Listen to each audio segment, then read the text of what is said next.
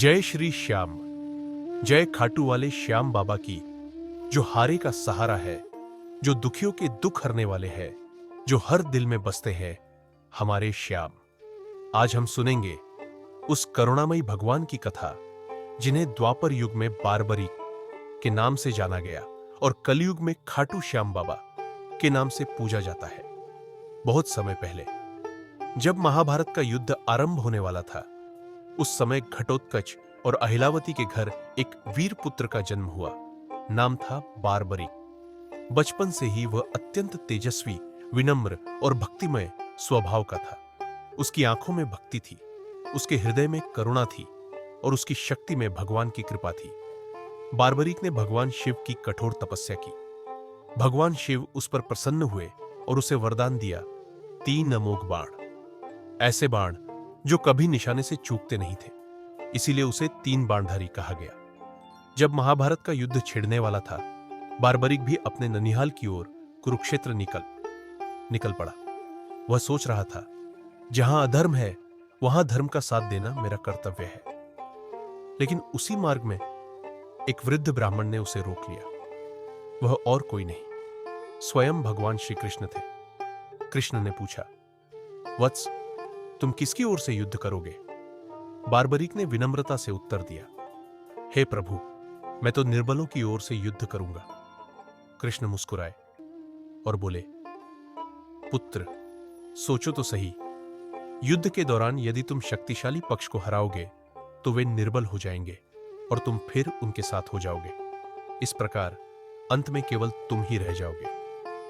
फिर कृष्ण ने उसकी शक्ति की परीक्षा ली। उन्होंने पूछा, तुम्हारे 3 बाण इतने शक्तिशाली कैसे हैं?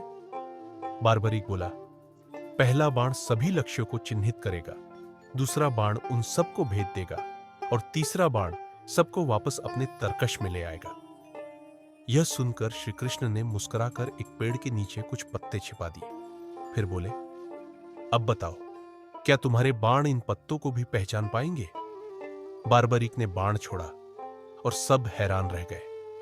बाण ने सभी पत्तों को भेद दिया, यहां तक कि कृष्ण के चरणों के नीचे दबे एक पत्ते को भी।